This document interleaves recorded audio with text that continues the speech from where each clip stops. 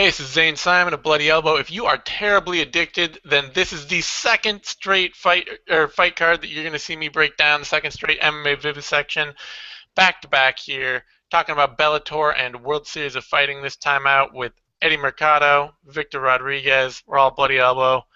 Hey guys, thanks for joining me. Thanks for tuning Yay. in. And yeah, we're going to be breaking through this whole thing, doing it in a hurry and ignoring a shit ton of fights because both these cards are knee deep in random fights that I can't imagine anyone outside of parents, grandparents, aunts, and uncles giving a crap about. Why stop at the knees? That's my question. I think we're baby nuts Neck, deep into a lot of that. nuts deep, baby nuts deep. Yes, that's where we're at right now. All right.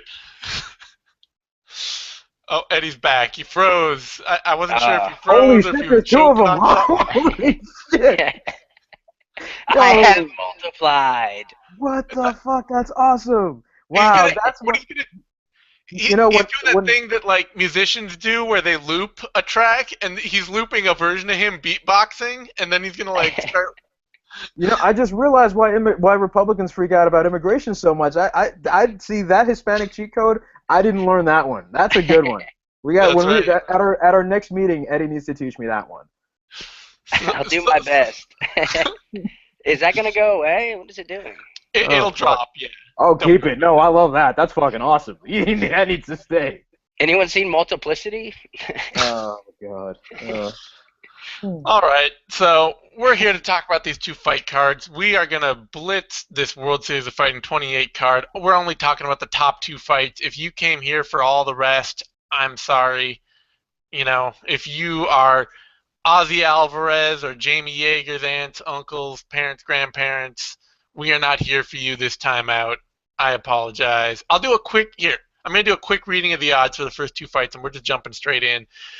Jamie Yeager is a minus 525 to minus 750 favorite over Tom Gloudman, who is at plus 495 down to plus 350. The idea of Jamie Yeager being a minus 750 favorite over anyone is a little crazy to me, but I've never heard of Tom Gloudman, so Have you whatever. Maybe that's reasonable. I'm sorry. Have you heard of Gladiator or Explode? Because that's where he's I come from. have. Is he a Gladiator Explode Can Crusher? He is, although he has had a few bouts in Bama USA to kind of, for variety, because we need different spices. All right.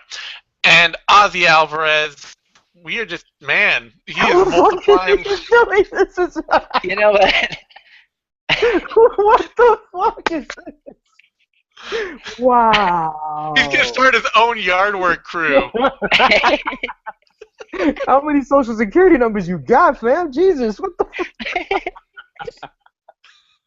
Oh man. Oh.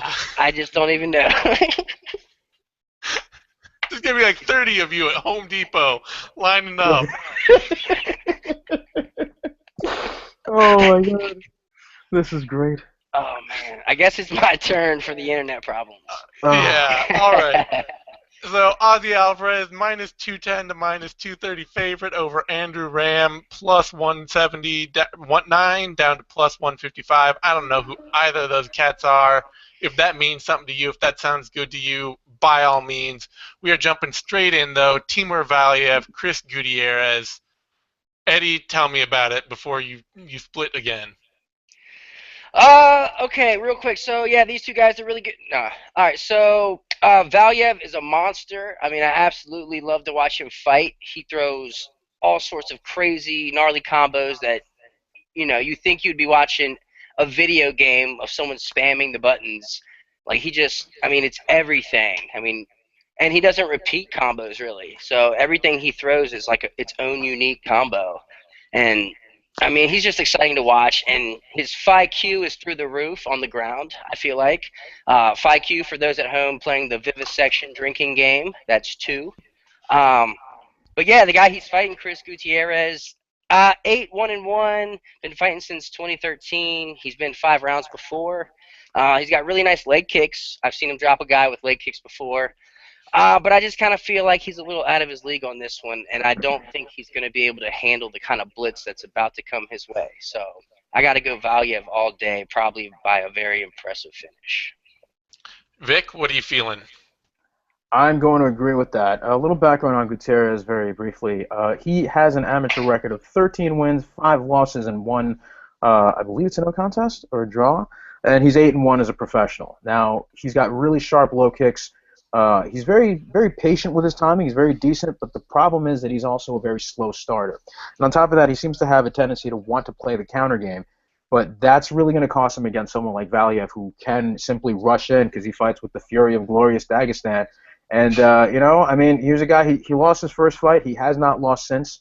He has been sort of on a steady trajectory in terms of quality of his opposition, and he's got wins over Adam Aquaviva and Ed West in World Series of Fighting. They're taking their time with him, I guess, to develop him as a prospect, and this is a fight that he pretty much is guaranteed to win. So whether it's by crazy TKO or by some sort of submission after some wild scramble, I definitely have to favor Valiev in this one. All right, he is the favorite, minus 453 down to minus 600. Chris Gutierrez, the underdog, plus 325 to plus 375. From the way you guys are breaking it down, that sounds kind of reasonable.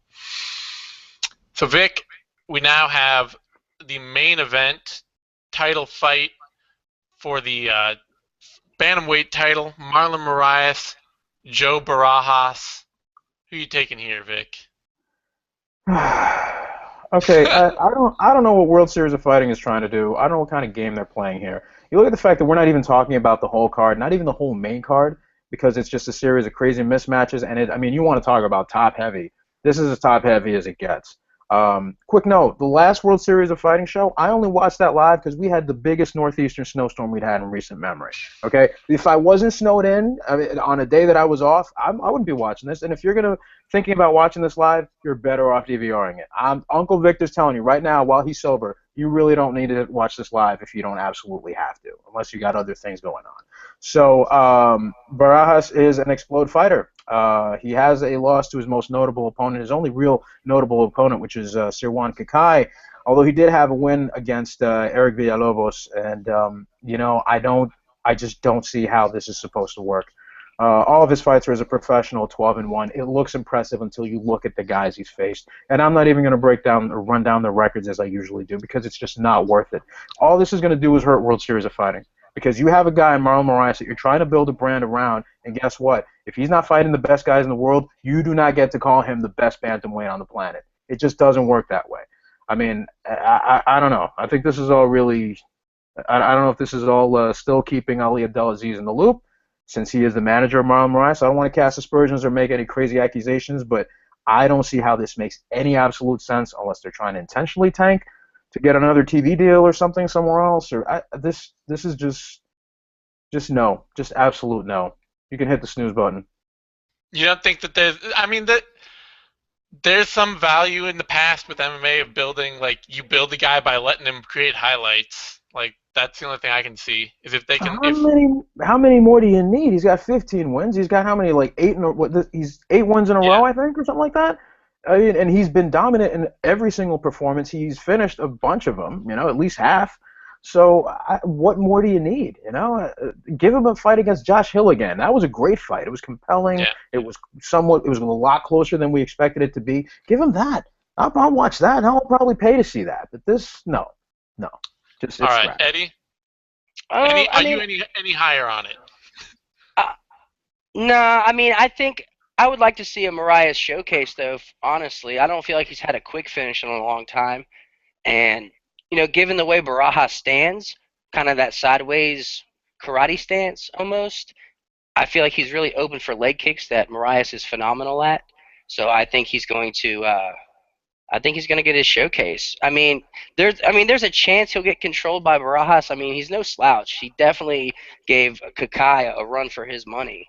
I mean, he did really well in that. So, I mean, he's got a chance, but I just feel like he's outgunned in every way. So, it seems like a lopsided mismatch that will hopefully turn into a showcase. Yeah, I remember that Kakai fight, and it shows that he's a good athlete, but he's a good athlete that's gone up crushing cans. Like, his game is just not developed to fight good, well-rounded, experienced competition. It's just, it is what it is at that point. That's what happens when you build guys off that kind of competition. The odds on this, Marlon Moraes is minus 750 to minus 1200.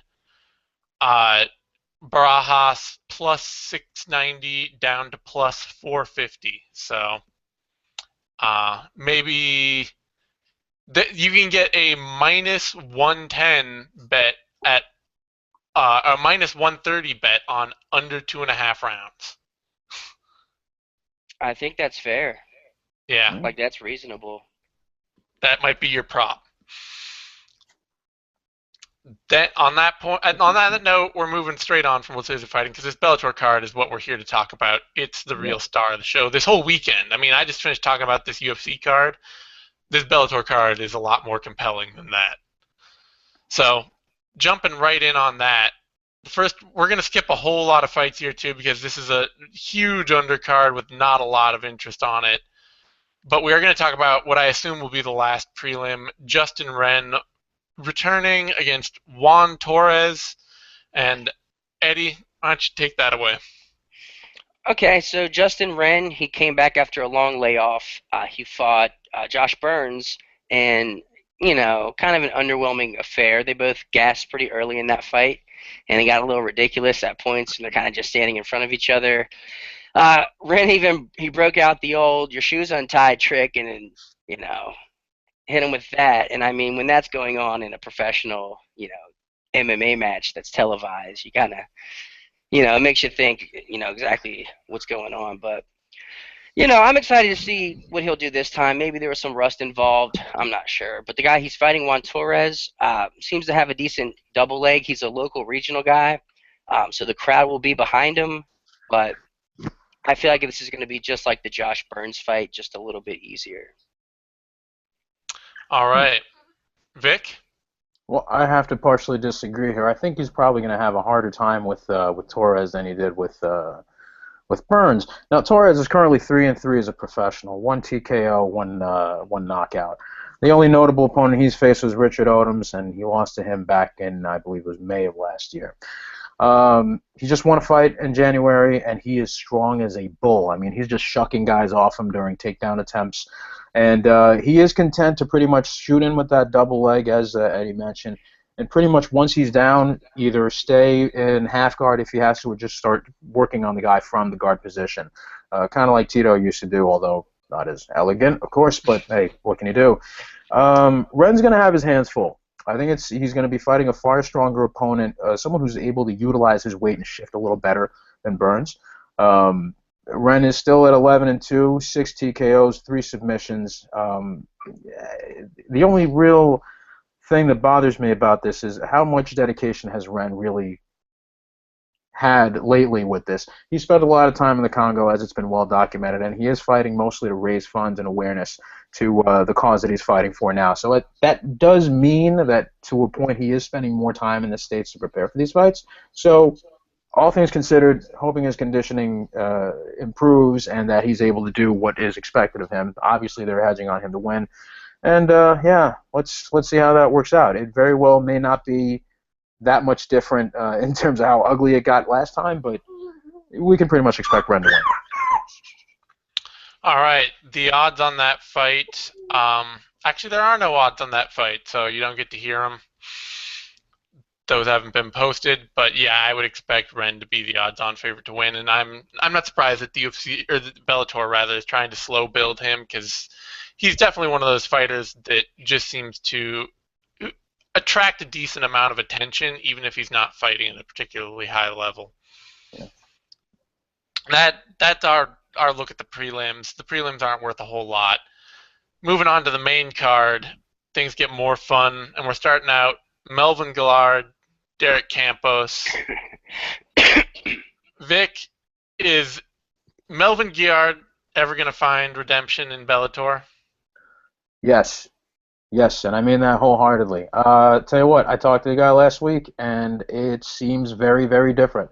Usually you get the kind of thing where a fighter's on a 2 or 3 fight losing skid, and they give you the usual spiel. Oh, I'm back, I'm new and improved, and this is a totally different fighter X, and No. This is very different. I mean, Gillard was very um he was very realistic about what his situation was and what he needs to do. Also, one thing I didn't know was how badly injured he was in that fight that he had against Brandon Gertz, where his wrist snapped in two places and he ended up with an injured hand as well at the end of the first round. So the cat's making noise. I'm sorry. So, all things considered with that, yeah, I could probably see how that would drastically change the complexion of the fight that we would have seen had he not been injured. And Campos seems like the kind of guy who's got a style that Melvin can certainly capitalize on. He's a guy who likes to come forward. He likes to use his range. He likes to stand. And he's not as much of a heavy wrestling style guy as Gertz. So he's not really going to be in any danger there. And if it's going to be a firefight standing, then in this case, I really do think that Gillard has what it takes to put him away and start getting himself together the way he hopes to be. So I'm going to pick Melvin Gillard on this one, probably by highlight reel knockout. All right. Are you feeling it, Eddie? I'm feeling that Vic got bit by the interview bias. That's what I'm feeling. It's totally possible, man. It happens. It does. This is a completely different story from your last opinion on Melvin. Yeah. But no, I read your interview with him, and I thought it was a really good interview. You could check it out on bloodyelbow.com. But it talks about, Melvin's, he's almost going that Neil Magny, Cowboy Cerrone road where he just wants to fight as many times as he can in a year and just wants to get, consistently just in there and get the time. And that usually bodes well for fighters. I mean, you rarely see fighters who are fighting that actively actually lose that often. So, I mean, there may be something to that. Melvin Gillard, man, he's like that ex-girlfriend, It's like, I know I shouldn't hit her up, I know I shouldn't hang out with her. But I just, for some reason, it's like, but you used to be, and so I do. And then it's like, oh, why did I do this? I knew better. So that's kind of where I'm at with Melvin. I'm still picking him. I'm still picking Melvin. I think he's got the firepower. Campos has the style that falls right into Melvin's game plan. It all comes down to, will Derek Campos use his wrestling, and will Melvin Gillard show up? But I think Melvin will, and I think he, like Vic said, he'll probably get the highlight knockout. Now, hold on a second. This ex-girlfriend thing, why don't you just make another clone like you did, just 10 minutes ago? Oh, I didn't say I didn't. I never said I didn't. Okay, hey, all right, no problem. I see you. Why do you think I'm happy?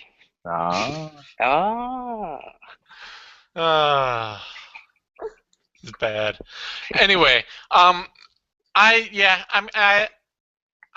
hope Melvin Gillard wins, and I think my biggest concern here, honestly, after that last fight, I remember I talked to him before that last fight, and he talked, about like, hey, I've never really been injured, I don't get hurt, and all this, and I've had, other than this hand thing, and then he breaks his hand, and it makes me feel like, is that going to be the consistent injury that just keeps him derailed?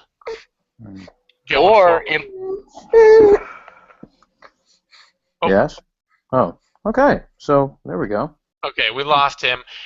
Odds on this fight: Melvin Gillard is the favorite, minus 260 to minus 325.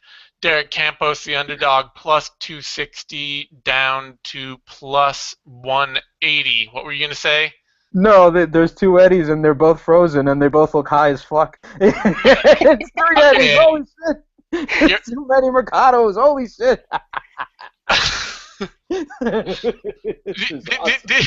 I fucking love this Vivisection. This is one for the ages.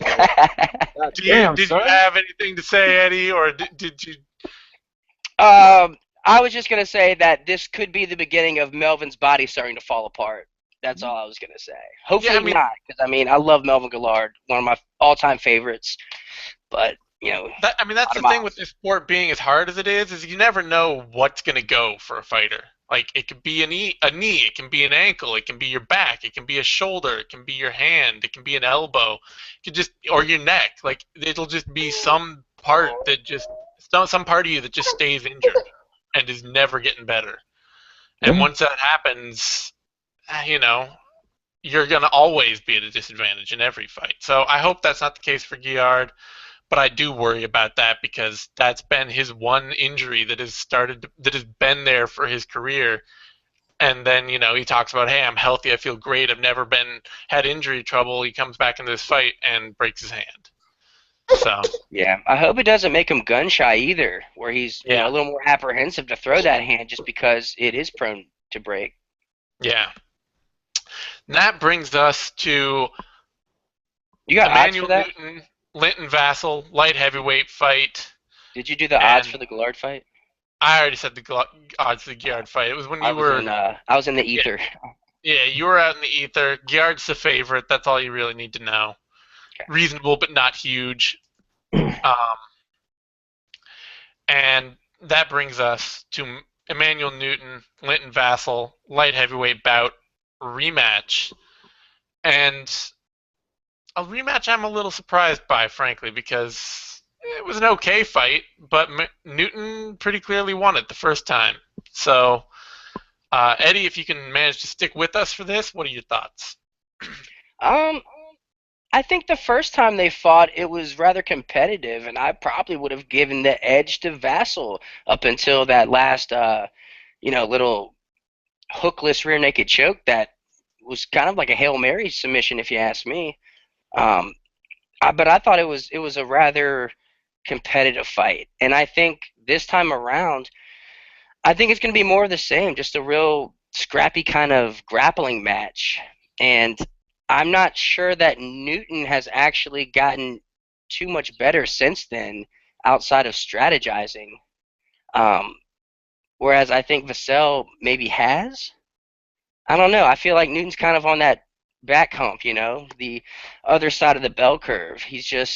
And that's kind of been since he fought Joey Beltran. I just remember that fight. He was losing the whole fight, in my opinion, and then boom, spinning back fist, got him out of trouble. Same thing with Vassell. He was kind of losing the fight, and then he found a way to win. And then he fought Liam McGeary, and I felt like he spent that whole fight in the triangle. You know what I mean? Like, I just don't know. And then Phil Davis just ran through him. I just don't know. Newton's tough as a bitch, man. It's hard to submit this guy, outside of Phil Davis. But I think Vassell has this. I think he's just a fresher fighter with um, slightly tighter jiu-jitsu that will get the job done. And this is a 3-round fight, so I'm gonna take Vassell on this. I think 3 rounds is enough for him to not gas out and not lose the fight. So I'm gonna go Vassell here. It's a good point about it being a 3-round fight. Vic, what's your pick? I think I'm going to go with Newton on this one, and I think it has more to do. I mean, even though Vassell's got somewhat cleaner striking, Newton's one of those fighters, and I think we've probably mentioned this in previous vivisections. He frustrates me when I watch him because he's always throwing these spinning attacks. He's always whiffing. He wastes a lot of energy. He wastes these kicks that are not anywhere near landing. I mean, you're not gauging space. You're not keeping the guy on his toes. It's very weird. But his timing and his ability to disrupt his opponent's timing is really a major factor. And I really do think that that's going to be something that Vassell, even though they fought before, may still not be able to shake off. I really do think that Vassell's ground game may not be enough to put away a guy like Newton. I think Newton's ground game is not. It's not maybe in one of those top 10 situations, but you look at the last guy submitted him, Liam McGeary, but he's submitting everybody. So it takes a certain kind of guy to do that, and I don't know if Liam Vassell's the didn't guy to do submit it. him. No? They went to a decision. Oh, no, you're right. I'm It was sorry Phil about that. Davis that submitted him, and Yeah, it was Davis Phil did it. Davis. Right, it was with that shoulder lock, wasn't it? Yeah, Yeah, the Davis Kumar. did it by beating a whale, and apparently Newton had a rib injury too that he says Mm. prevented him from fighting out of it.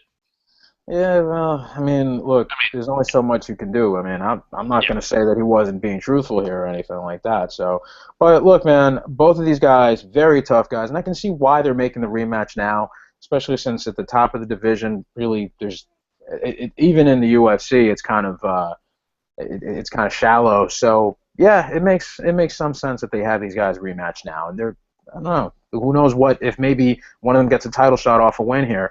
But yeah, I certainly do think that Newton's going to be able to, even if it goes to a decision, make a lot out of this, especially when it comes to striking. yeah, it's an interesting fight for me because I mean, if it goes the way it went last time, I think Eddie's right. Vassell wins it because he was winning that fight the first time around, probably taking the first two, at least two of the first 3 rounds. And if it's only a 3-round fight and he's able to do that, he wins. But if Newton can do even a little bit more to keep himself off the ground, then he has a very good chance of winning because Vassell's striking is super clunky and awkward. And Newton is, I mean, he is basically unsubmittable. Beyond being massively more powerful than him, like Phil Davis is, and just being able to, like, just grab something and pull it off, you're not going to be, like, nobody chokes Emanuel Newton. He's one of those dudes, like, his head is literally a bowling ball on his shoulders. Like, there is no neck for Newton. Yeah. He's a fire hydrant. He's got that Rottweiler up top, build there. I can see that. But the thing is, he's just so willing to grapple. He is very willing to grapple. He's fearless. To his detriment sometimes, but he's fearless. Yep. So, it's an interesting fight. I know, I talked to him, so I've got some of that, my own interview bias there before going into this, and he talked like, I've been changing everything up. I know I don't want to grapple with this guy, and I've been, evolving, and of course with him it's always reaching a new stage of consciousness, this time through scripture and the Lord, but, he's always a blast to talk to, but yeah, that time that drug test that he failed due to pot, it makes a lot of sense now. Oh yeah, dude is like he knows though. He's talking like, I was getting high right before the fight the last time I fought this dude, and I'm not doing that kind of shit anymore and all that. You should get a medal if you can fight a motherfucker high and win. You deserve an award. That's good. You did all right. Like, you deserve a cookie at least. Damn. So I don't know. My heart says to pick Newton because I want him to win and he's a cool dude. My mind tells me to pick Vassell just because I don't see the fight going that much differently than it did the first time around. And man, Eddie, you gotta stop multiplying here. Like, the worst thing about this is that since he's got the beard, I can't tell which one is the evil twin. They all have beards. I think my internet's getting high. That's right. I can feel the property value of my web stream dropping right now as it is. Wow. God damn. Give me some white flight here, Oh my God. All right. On that note, I'm gonna try and break away from my racial heritage and my personal racial handicap. I can just see Zane has like a Confederate flag bedspread. That's right. His clan gear in the closet. That's right. Pressed, folded, creased. We're getting canceled. Okay. And we're moving on to Emanuel Sanchez versus Daniel Pineda, featherweight bout. And Vic, I believe it's your turn to carry this one. Oh, okay. Well, yeah, Pineda and Sanchez is an interesting bout too, because you have two guys that are really kind of, I guess they're sort of under the radar, and I don't know if it's because they're in Bellator or what. I mean, the health of the 155 and below divisions, the fact they have some really solid guys that no one talks about is kind of a sad thing. Sanchez, not the case for Pineda, who had a long UFC career. True. I mean, Pineda is one of those exceptions. He did go, I believe, it was 3-4 in the UFC, which led to him getting caught. 21-11 as a pro, 15 submissions. 1 knockout and 5 TKOs. He's 1-2 against one Johnny Bedford. That was an interesting thing here. And he's got wins against some pretty big names like Diego Brandao, Pat Schilling, Justin Lawrence, Leonard Garcia. So notable names, I should say, not necessarily megastars. So he's fought some really tough guys. He's lost a bunch of those fights against the more notable opposition. And then you got a guy like Sanchez, who's a young and exciting guy out of Rufus Sport. He's 12-2. He's on a 2-win streak right now, and he did just beat Justin Lawrence not too long ago. And his losses against Luis Gonzalez and oh my goodness, was that? Well, I mean, look, he really struggles a little more against guys that are a lot more wrestling heavy, or that use their wrestling in a heavier manner than he does. His striking is still pretty good. He can hit in a crisp manner. He hits pretty hard, and he can catch a guy flush. It's going to be he can start changing the tide of the fight from there on in. I think he utilizes his range better than Pineda. I think he's going to be able to probably get into some sort of situation where he just starts dominating on the feet. But if there is some sort of wild scramble, I would definitely expect Pineda to be able to scramble and, to his back and capitalize from there. Probably just start controlling and make his way to a decision. That would totally not be unheard of here. I think Pineda is a very tricky opponent and a great test for Sanchez. It seems to me like Bellator is banking on Sanchez winning. I don't know what the odds are, but if there's a decent chance that Pineda, if there's decent money to be made off Pineda, I'd probably go with that pick because it could happen. All right, Eddie, what are your thoughts? Who are you picking, though, Vic? Are you picking Pineda or are you picking Sanchez? Oh. You know what? My heart's going with Pineda, even though my brain says Sanchez. But I'm going to go with Pineda on this one. Yeah, this one's tough. I was watching the Care Don't Care preview with Eugene and Kid Nate, and they weren't too big on this fight. They kind of feel like it doesn't belong on this tentpole event because, they might need, some better names like a Michael Chandler or whatever. But, I kind of disagree. I feel like this type of fight is such a competitive, it's going to be a competitive exhibition of what the sport is. And I feel like on this card, it's almost like a perfect combo of freak show fight plus actual combat sport. Yes. And, so I feel like it's a nice blend of kind of everything. So I think this fight is good. I'm excited for this fight, and it might even be fight of the night. These guys, their styles are pretty much inverse of each other. You got Pineda, who is, kind of wild on the feet, but real technical on the ground. And then you got Sanchez, who is technical on the feet, but kind of wild on the ground. So, this is going to be a real interesting, scrappy, competitive match. Pineda, he likes to brawl, and Sanchez has been known to be drawn into brawls. So is that going to be the storyline, or is Sanchez going to dive for the back and end up on the bottom where he's comfortable and, try to play an active guard game where Pineda is comfortable just playing a nice top game, and he's real tight from the top, and his Kimura's ridiculous. He's one-arm Kimura people. Like, Pineda's, he's definitely gotten a lot better on the ground, noticeably better. And he's the hometown guy, so he's going to have the crowd behind him also. Yeah. It's so razor close for me here. But I'm just going to go with the veteran on this one. I think Sanchez's willingness to risk grappling maneuvers might be the detriment to him losing a decision here. So I'm going to go Daniel Pineda by decision. Yeah, I'm sorry to butt in here right quick, but this needs to, because I don't think we show the guy enough love, but Rich Chu deserves a ton of credit for this. Because this is a card that many people are going to watch. Why not give them a reason to stick around? Look, that's a freak show up here, but we're going to stick these really talented guys here on the card as well, so that this is going to be reliable shit. This is a legitimate sport, and these guys are like the same thing that he used to do with Elite XC. He'd put guys like Jake Shields and Nick Diaz on Gina Carano and Kimbo cards. So that's also a really smart thing here that's going on, and kudos to him for that. All right. It should be noted that should be noted. What the fuck am I saying? You totally lost me there cutting in, Vic. God damn it. But Emanuel Sanchez to me reminds me kind of the prototypical Rufus Sport fighter with just a little bit less athletic than some of their stars, which means that he's got the clean striking and the willing grappling, and not necessarily all of the extra tools that make that hyper successful. Kind of like Chico Camus, where Camus maybe even a little bit better athlete than Sanchez, and Camus was able to kind of get near that top 15 level at flyweight, but never able to actually go on a run up there.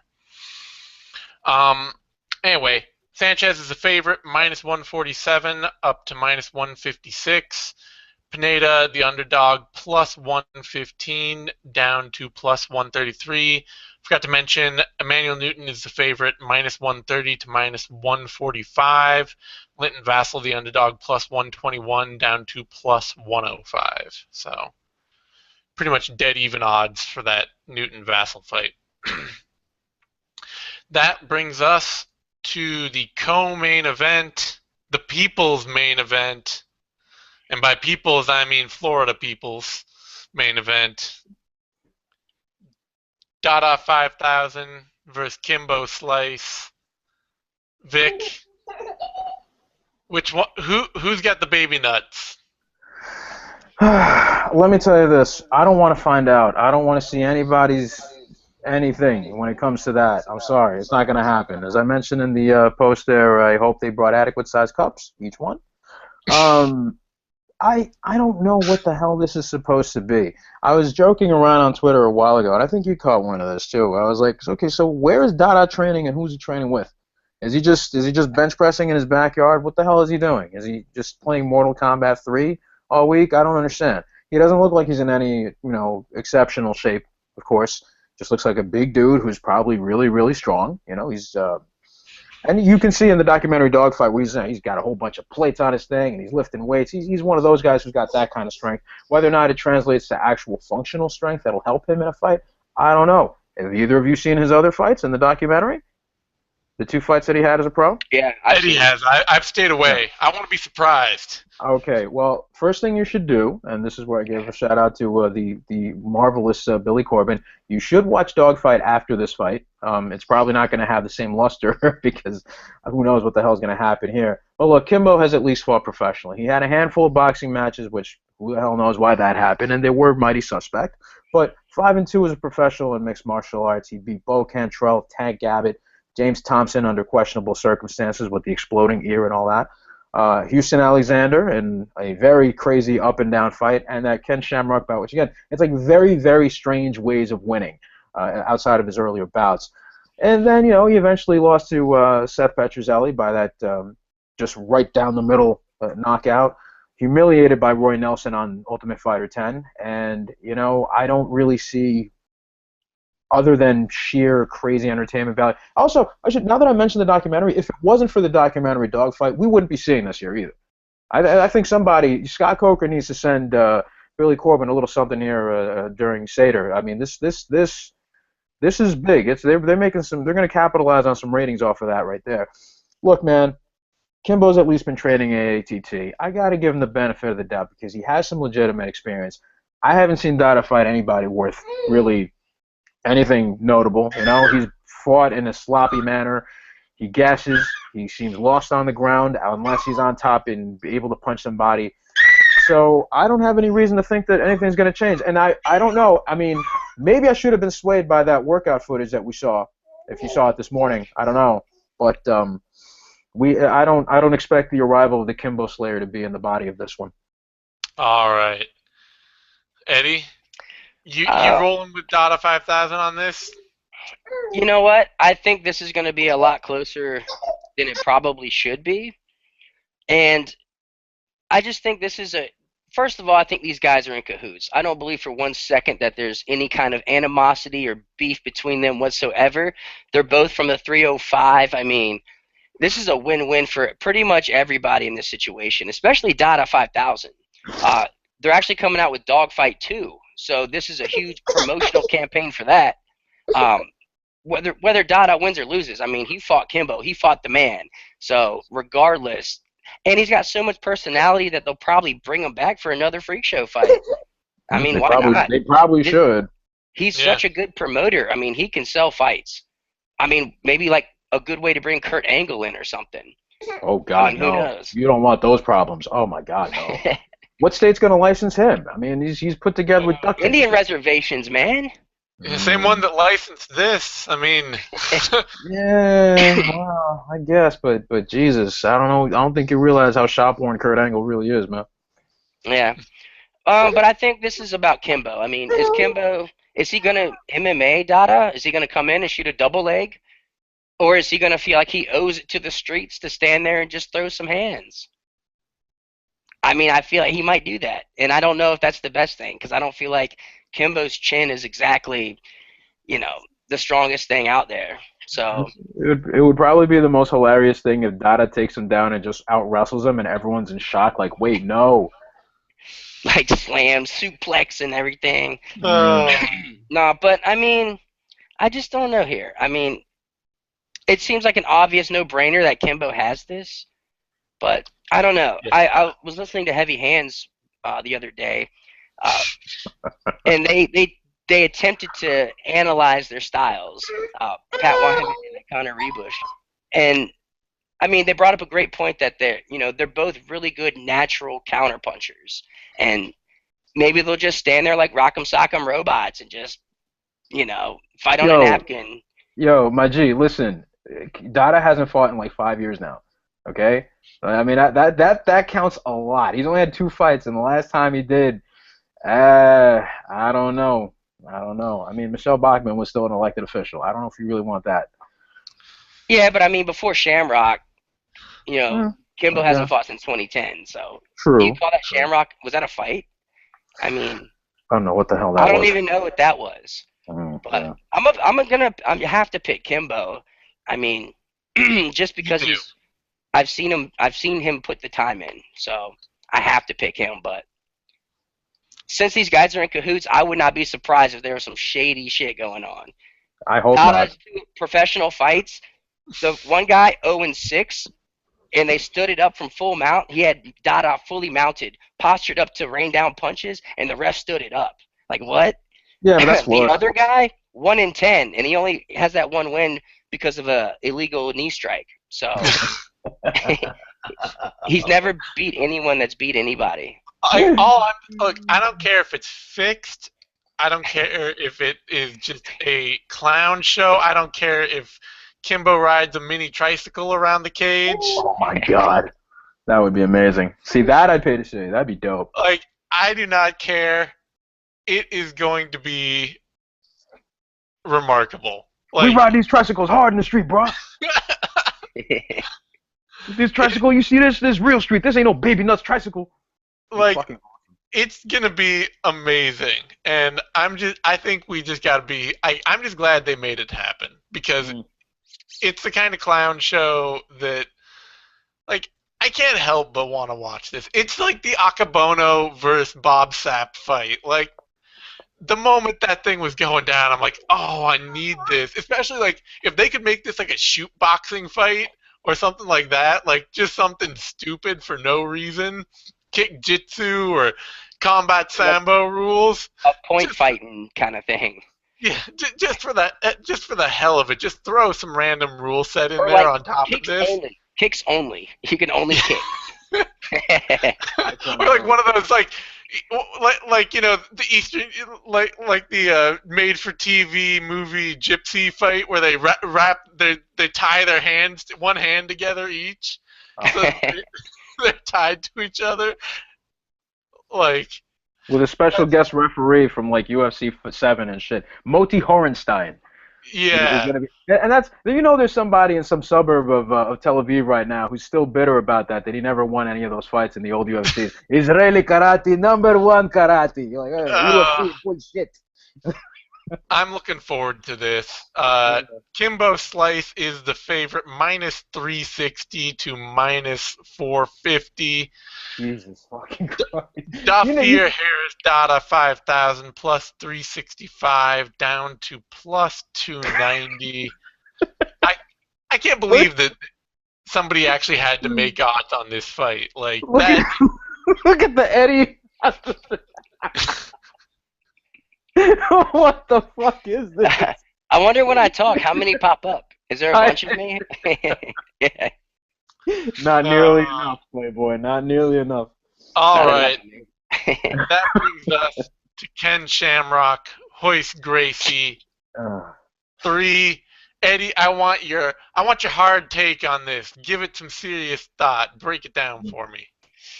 Well, I feel like a lot of people do not want to see this. This is obviously for the Legend Circuit Championship. These guys want Ken Shamrock being 51, Hoist Gracie 49. These guys, I mean, they're pioneers. They have nothing else to prove. They have no, I mean, why are they fighting? I mean, there's speculation that Gracie's having IRS issues, so maybe he is looking for a quick payday just so he can get that taken care of. Um, as far as Shamrock goes, I genuinely believe that he loves it that much. He's like that old quarterback that just won't quit. Like he doesn't know anything else except Lions Den and fighting. So I mean, I'm not sure, but I don't feel bad that these two guys are fighting. I mean, they can fight for the rest of their lives, and I'm cool. I mean, it'll be an even match no matter what. I kind of feel like, um, especially, I mean, their skills have to be somewhat similar by now. You would think, right? I mean, you have to, and so that leaves. I mean, who's the more physical specimen in this fight? And I can't believe I'm saying this, but Ken Shamrock is the alpha male in this particular bout.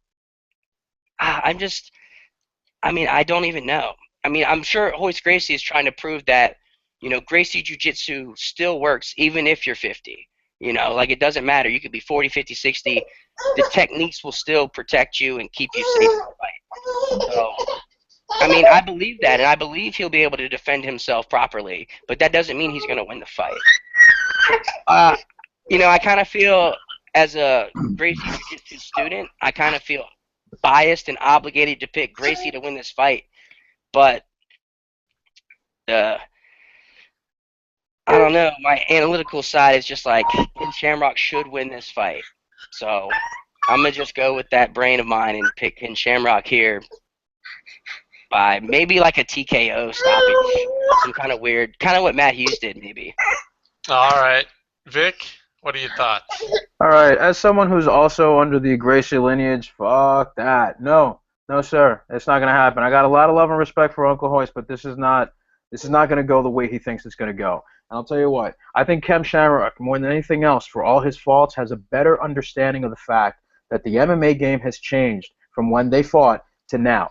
All right, and I think he's able to encapsulate a lot more of what it takes to win a fight in all aspects of an MMA bout than what Hoyce has. I mean, sure, he's training with Hoyler.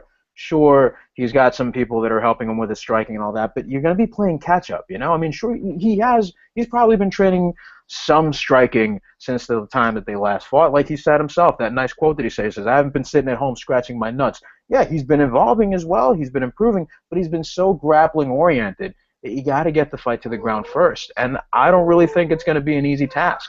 Not only that, but Ken still hits pretty hard, man. Dude can crack. And he's a lot more technical with his striking than Hoyce ever was and probably ever will be. Quiet, bud. Quiet. Thank you. Daddy's talking shenanigans with multiple eddies. But I don't really see how that.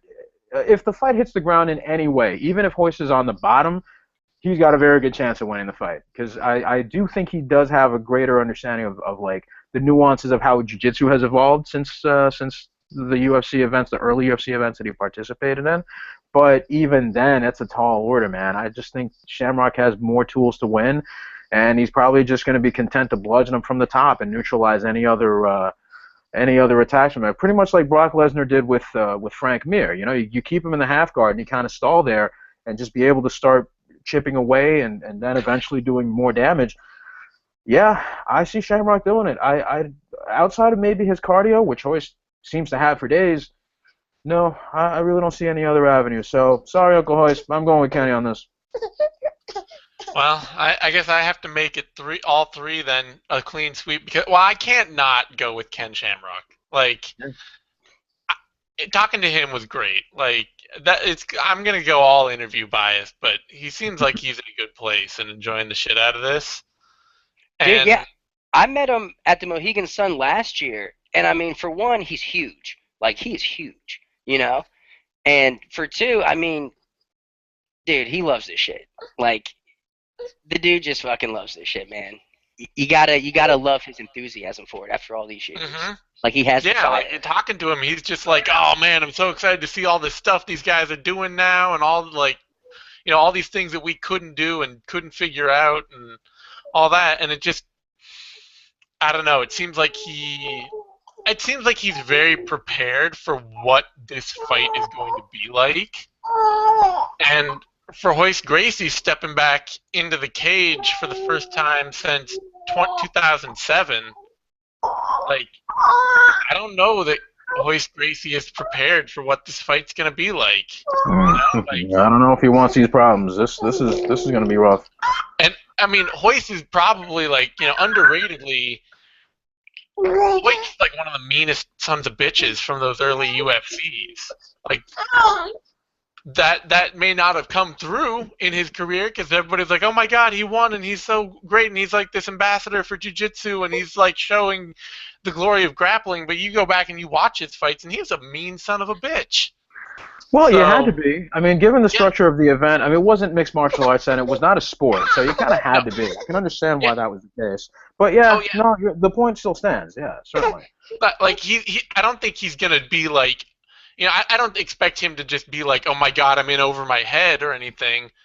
But I do not know at all that he is. God damn it. Jesus fucking Christ, how many Eddies are there? Yes! This is not okay. This is like the best dream ever. You need to have like a grass cutting business because you would just be raking it in. Even literally raking it in.